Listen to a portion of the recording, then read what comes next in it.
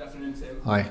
You brought the press conference forward a bit. I take it that's because you got a busy afternoon of transfer dealings. Yeah, we've got so many players to bring in. Yeah, we're struggling for players at the moment. No, that's not going to happen. As I continually say, we're not actively looking for anything. Yeah, unless something drastic happens between now and the end of the window, we won't be bringing anyone in. Categorically, you can rule that out now. There won't be anybody coming in at all. Unless something dramatic happens with the squad of players we've got. I'm happy with the squad we got. It is a big squad. Did bring in 7 new players in the summer. And I do trust the group of players to take us where we need to be. There were stories that Franco Maldini was in Italy at the weekend looking at Freddie Guarin and Marco Vucinic. No truth there. I don't know whether he was or whether he wasn't. No, I don't know. He goes to a lot of games and he's always keeping his eyes open to see if there's anything spectacular we should be taking. In terms of players, like you said, it is a big squad. Any chance of players leaving on loan in the next 300 days? Possibly, but yeah, as I say, I'm happy with the squad of players we got, and if no one was to leave, I'll be delighted. But also, if they do leave, then they would have my backing as well. Interest from Borussia Dortmund and Lewis Holtby. Would he be a player possibly on his way out? And I like Lewis. You know, he's a good lad. He's one of the best trainers we've got at the club. I understand, as I do with all players, I haven't played the game myself. They all want to play, you know, and if they're not getting a lot of opportunities, sometimes you have to be fair to the player. But first and foremost, my job is to do what's right for the football club.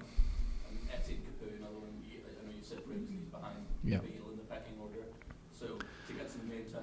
Yeah, same with Etienne. He's a good lad. He's a good trainer. He's not giving me a moment's problem, and I don't expect him to be a problem. I said he was behind Nabil because I knew Nabil. You know, I'm getting to know Etienne now as well, so you know he's at the forefront of my mind at the moment. But as I say, you have to be fair to the players.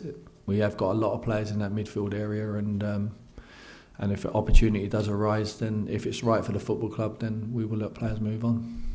Turning our attention to tonight, I think Manchester City have scored 110 goals in 36 games. Why do you stop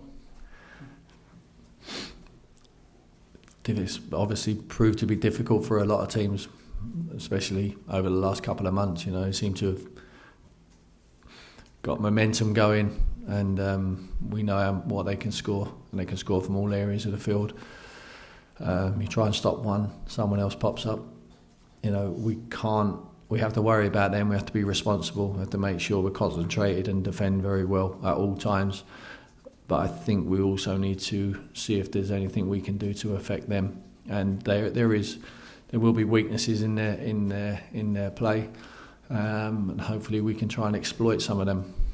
You remember seeing a team that seemed to be able to score at will as much as they can this season? Yeah, I played in one. It's so long ago. You were too young. The defeat there earlier this season, is that something that's still raw in a lot of the players?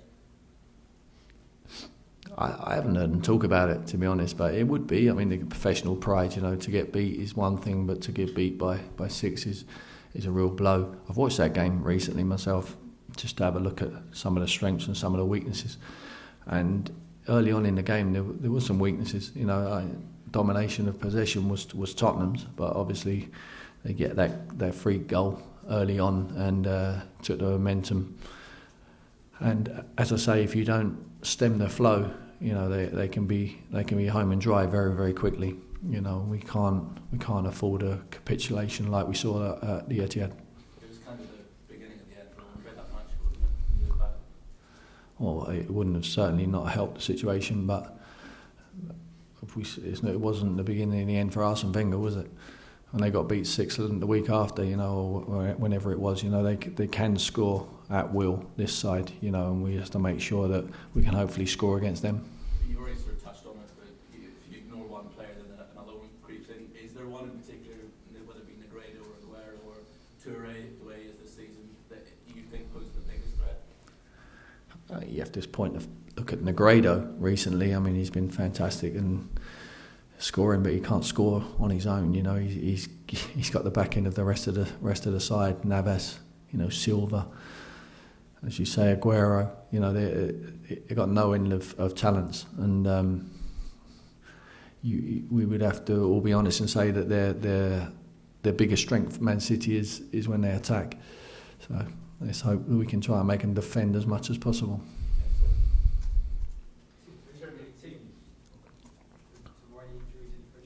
I mean, the only boys, what can help you with, the only boys who are not training in the squad at the moment are Andros and Eric Lamela. Everyone else is back to training, and they have been for a week or so. What I'm very cautious of is making sure that they're ready to play, and I don't want to rush anyone back, because I think we've rushed people back in the past and they end up getting injured for another 8-10 weeks, which is not what we want. You know, this is a huge game, and the temptation is also great for me to throw in what we perceive to be our best players, but they've all done very well over this difficult period. You know, with a very small squad because of a lot of injuries over the Christmas period, and we've done very, very well in the Premier League. Oh, very soon, yeah. Andros is training, so he's training with the physios out there running. So I'm hoping by next week he'll be back into training, full training with the team.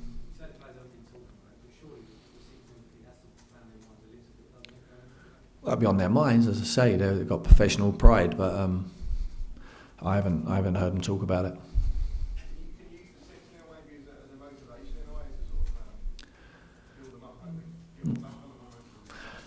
You try and you might scare them, you know. You don't want to motivate them, but I just think they need to use that professionally as themselves. I always think that games boil down to individual errors, decision making by individuals, and if we win enough of our personal battles out there tomorrow night, we will make a good account of ourselves. You know, it's all about that, you know. And if you win as many personal battles as you can, if you win more than the opposition, then the team invariably wins the game. Emma.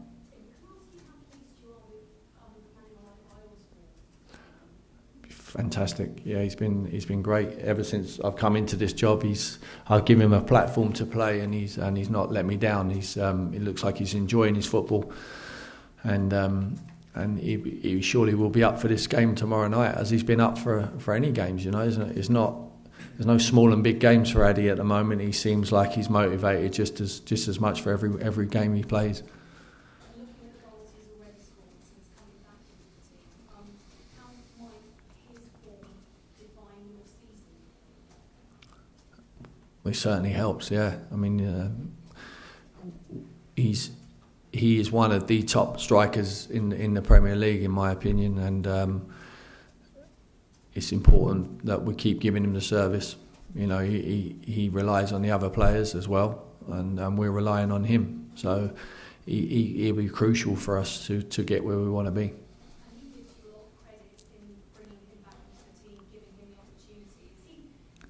Is he just a natural goal scorer? Is it just instinctive? I don't think he's a natural goal scorer. I think he scores goals, but I think his all-round play is. At times he can be unplayable, you know. And I think a lot of centre-back defenders out there watching this who have marked him before would tell you that on his day he can be formidable. And long may that continue, because at the moment he's proving to be very, very hard to mark. As far as Man City is concerned, at home they're unbeatable, but they can be away from home. Yeah, early on in the season they struggled away from home. I think they've ironed that out now. I think that it comes down to a bit of settling in period for a lot of their new players. They play a nice brand of football. It's obviously very, very good for the neutral to watch, because they pretty much guarantee your goals. And we're hoping that the goals come at both ends, or just one end, and that'll be ours. And if you can take a point or three off Man City, Yep. what might it tell you about where Tottenham might finish? That's huge belief. You know, if we were to walk away tomorrow with 3 points, it's the belief, and the players would know that we can compete. I think in their minds they think they can. You know, it's one thing thinking that you can, and it's actually going out and there and doing it, and that's what we'll be telling them tomorrow. You know, I trust them boys to be able to give us a positive performance and a positive result tomorrow. So let's go and prove that we can do that, rather than just keep talking about it. I don't think we do keep talking about it, to be honest. I think we're very grounded. We keep our feet on the floor. we've had some very good results, but I don't like to get too high on the good results, and I certainly will try not to get too low on the negative results, because we've had probably the worst defeat what is possible against Arsenal in the FA Cup for me, you know. So, but we have to bounce back from that, and we did. You touched on it earlier about the comparison with Man City and the team that you were part of.